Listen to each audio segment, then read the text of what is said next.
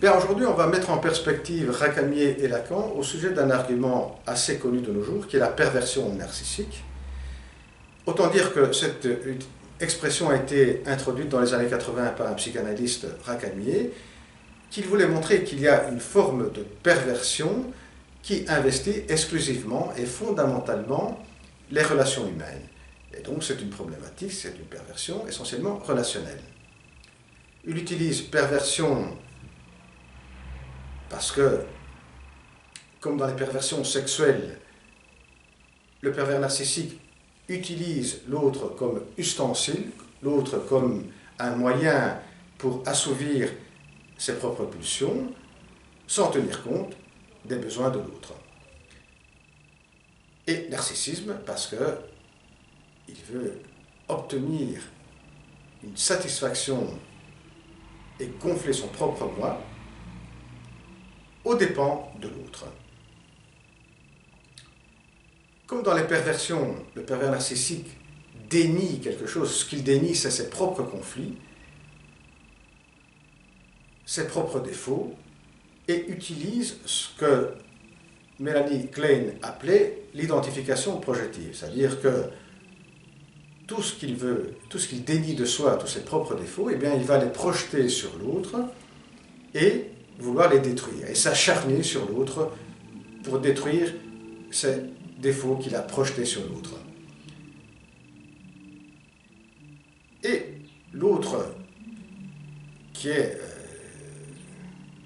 le moyen pour assouvir ses propres pulsions, est aussi considéré comme une propre propriété, et donc il va être jaloux de cette personne et vouloir la couper du reste du monde pour mieux la maîtriser.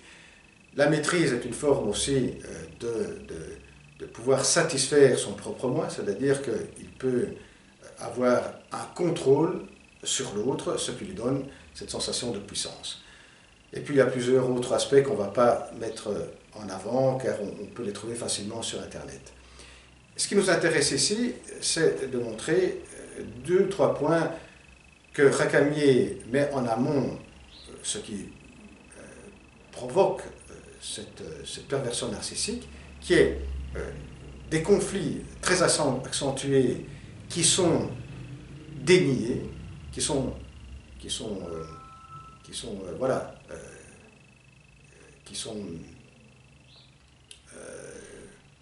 auxquels il se confronte absolument, il ne veut pas se confronter. L'autre aspect, c'est le vide intérieur, et tout ce qu'on vient de dire qui caractérise la perversion narcissique est un moyen pour pallier à cela, et il n'y a pas une propre pensée, ce qui explique cette facilité de pouvoir s'adapter aux pensées des autres. Il n'a pas une propre pensée. Et pour finir, qui se lie à cela, c'est qu'il n'y a donc pas un repérage de valeur, de vérité, et donc il peut très bien mentir sans aucun scrupule et sans aucun sens de culpabilité.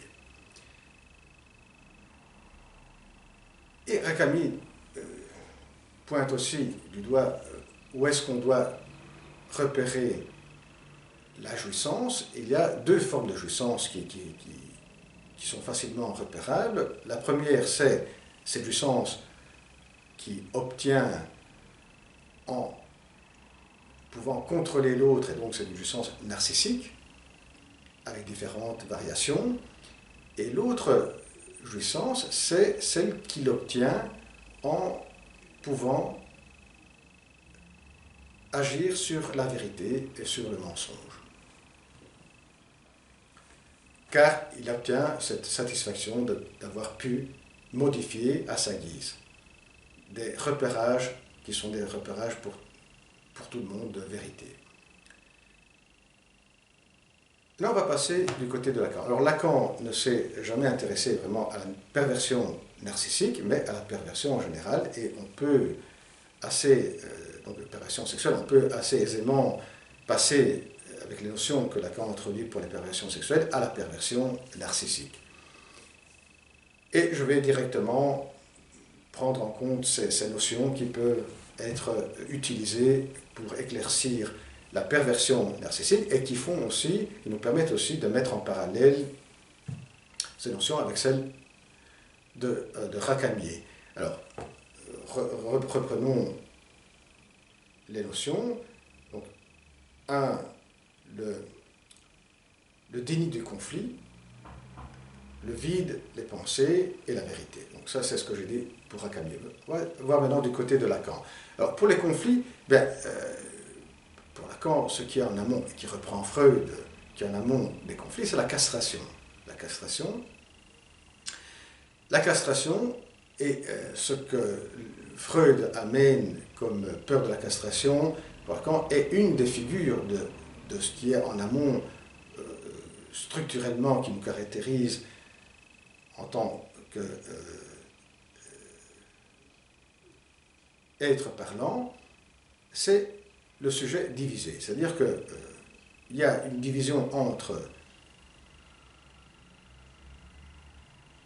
l'énonciation et l'énoncé, le dire et le dit, entre quand je parle et soi-même. Donc il n'y a pas une superposition. Et cela nous porte à être des sujets divisés. C'est-à-dire qu'on ne peut jamais obtenir une unité. Voilà, cette unité qu'on voudrait obtenir, mais on ne l'obtient pas. Eh bien, le pervers narcissique va, et c'est ce que Lacan disait pour la perversion sexuelle, va mettre en évidence cette division subjective dans l'autre, dans son partenaire. Donc il va de son côté dénier cette division subjective pour la mettre en évidence dans l'autre, avec mille façons, pointant toujours les contradictions, en falsifiant les repérages vérités, en modifiant au niveau de la parole, du discours, qui fait que si on a dit quelque chose maintenant, après 5 minutes, on peut dire le contraire. Et c'est ce qui va accentuer cette division subjective.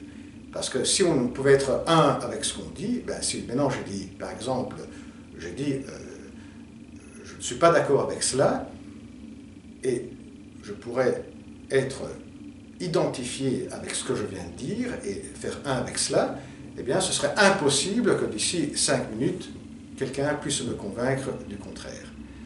Eh bien c'est ce que va pouvoir faire le pervers narcissique. Il va vous montrer, il va réussir à montrer que après 5 minutes, ce que vous aviez dit, eh bien, ne tient plus. C'est ce qu'on appelle la manipulation. Eh bien, on peut y arriver parce qu'effectivement, on n'est pas un avec ce qu'on dit. Chaque fois, on peut se retrouver adhérer à un autre énoncé, et ainsi de suite, et c'est ce qui va mettre en évidence le sujet divisé. Et voilà que le pervers narcissique va jouir de cette division dans l'autre. Et au sujet de la pensée, qu'on disait de la pensée et aussi des repérages de la vérité, eh bien, chez Lacan, c'est la question autour du grand autre. C'est-à-dire que pour tout être parlant,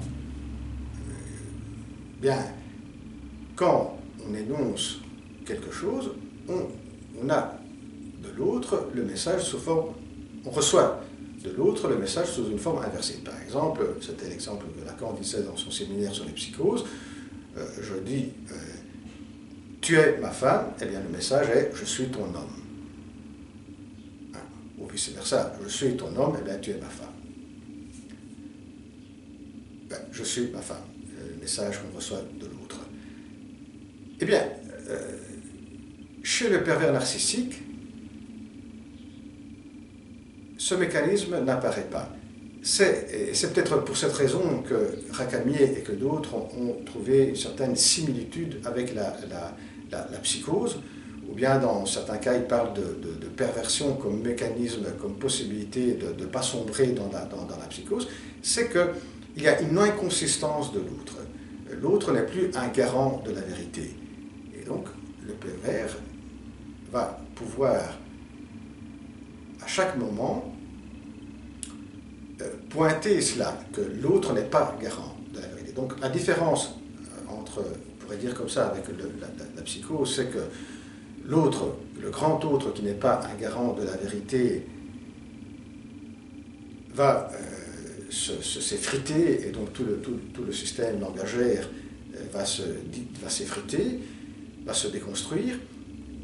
Du côté du pervers narcissique, eh bien, la jouissance est de montrer l'inconsistance du grand autre, c'est de montrer que l'autre n'est pas un garant de la vérité, et qu'il n'y a aucun garant de la vérité, si ce n'est que le pervers narcissique. Et donc il va pouvoir s'amuser aussi avec son partenaire à démanteler tout ce qui sont des repérages, des garants que la société, en tant que grand autre, met comme garant de la vérité. Il y a certaines règles, par exemple, certaines coutumes, et bien, il va jouir de démontrer cette inconsistance de grand autre et donc de toute cette forme de garantie de la vérité. Et voilà, comme ça on a pu voir un peu en gros certains aspects, parce qu'il y en a puis beaucoup d'autres. Et bien à la prochaine vidéo, au revoir.